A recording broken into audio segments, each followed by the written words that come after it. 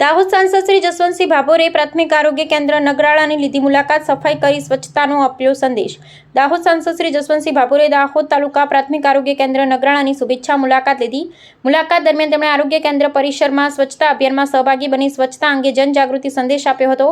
સાંસદ શ્રી આરોગ્ય કેન્દ્ર ખાતે ઉપલબ્ધ વિવિધ આરોગ્ય સેવાઓની સમીક્ષા કરી હતી। તેમણે માતા બાળ આરોગ્ય સેવાઓ, નિયમિત રસીકરણ, રાષ્ટ્રીય આરોગ્ય કાર્યક્રમો, દર્દીઓને આપવામાં આવતી સારવાર અને અન્ય આરોગ્ય સુવિધાઓ અંગે વિગતવાર માહિતી મેળવી હતી।